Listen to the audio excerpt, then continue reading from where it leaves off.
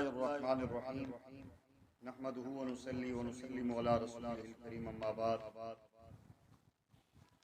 जिस मुआशरे में जुल्म और जबर हद से बढ़ जाए तो लोगों की अक्सरियत जालिम की तरफदार बन जाती है। इस वजह से नहीं कि उन्हें जुल्म पसंद होता है, बल्कि इसकी वजह यह है कि वो अक्सरियत बुज़दिल हो जाते हैं और अक्सरियत ये समझती है कि इस तरह से जालिम के जुल्म से उसे निजात मिल जाएगी, जबकि जुल्म करने वाले तो ऐसे वहशी दरिंदे बन चुके होते हैं जिनको मजलूमों की लहू की चाट लग चुकी होती है, और जब भी उनकी प्यास भड़कती है तो जो भी सामने आ जाए वो उनका शिकार बन जाता है। ऐसे बुज़दिल मुआशरे में जुल्म के खिलाफ आवाज़ उठाने वाला मजलूमों का हीरो नहीं होता, बल्कि उनकी लान तान तंज व नफरत का शिकार हो जाता है।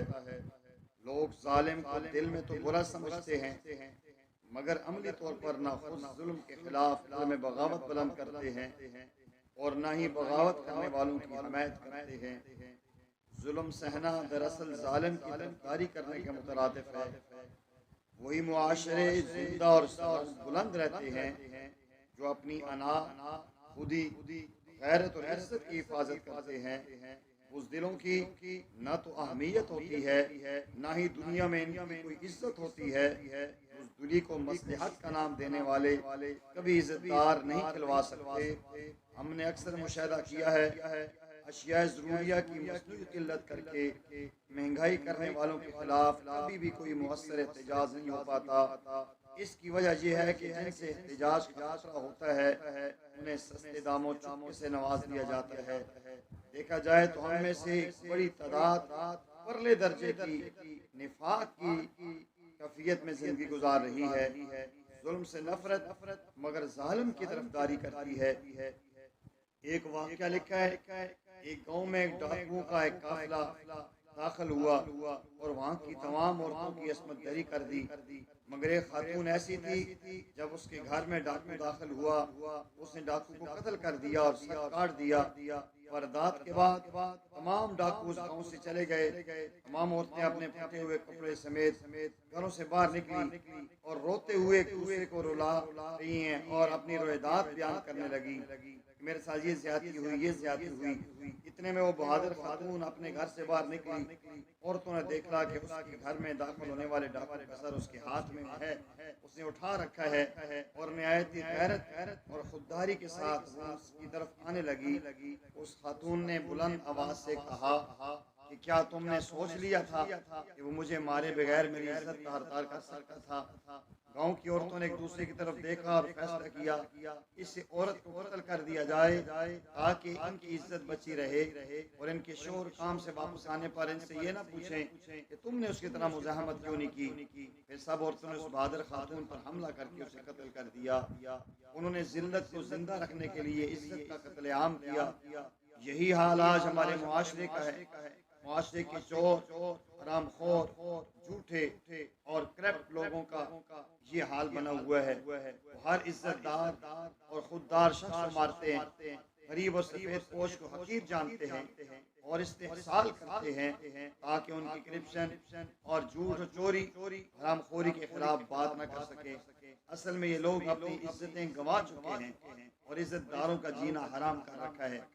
आज दूसरों को इंसाफ देने वाले जो लोग हमें नजर आते हैं, आप देखें मीडिया में एक बना हुआ है जज साहब की बीवी अपनी कमसिन मुलाजमा को तशद्दुद करके उसकी टांग और बाजू तोड़ देती है।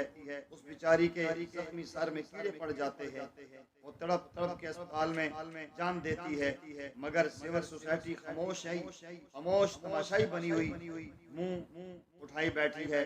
मोमबत्तियां जलाकर इंसानी हुकूक का आलम बुलंद करने वाली आंटियां किसी गहरे कुएं में उतर चुकी हैं और इसी अंदाज में स्कैंडलों के मुतलाशी मीडिया के वो जो मुनाफिक तबका इस कत्ल पर बात करते हुए जलते हैं। कानून नाफिज करने वाले इदारे लंबी लंबी तान के सो रहे हैं। गरीबों के हमदर्द सियासतदान इस मामले में गूंगे और बैर बने हुए हैं। गोया जज साहब की सरकार में बंदा और साहब गनी और लिबरल सभी एक पेश पर हैं। ताकत को सलाम है। यूनिवर्सिटियों में हवा की बेटियों की इज्जतें लुट रही हैं। समझौता न करने वाली इज्जतदार बेटियां मुबैना खुशियां कर रही हैं, मगर इन मजलूम बेटियों की दाद रस्सी के बजाय ताकतवर हाथ जालिमों को बचाने के लिए हरकत में आ गए हैं। सियासत, ताकत और इक़्तिदार मिलकर दरिंदों की पुष्टनाई कर रहे हैं। हमारे यहाँ हर दस्तूर निराला और हर चलन अनोखा है।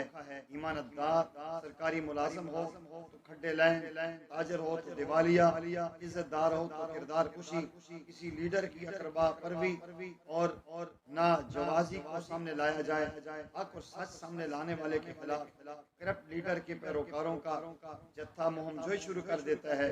आप जब कहीं ऐसे लोगों को देखें जो चोर, झूठे, हरामखोर, फराडी और का साथ दे रहे हैं तो समझ जाइए ये उन्हीं औरतों के पैरोकार हैं जिन्होंने अपनी झूठी इज्जत की खातिर बाहया और गैरतमंद औरतों की जिंदगी का खात्मा कर दिया है। जुल्म के जालिम के तरफदार हम लोग। अगर हम इसी अंदाज में हक का साथ न देते रहे और जालिम का साथ देते रहे तो हमारा भी हाल वही होगा।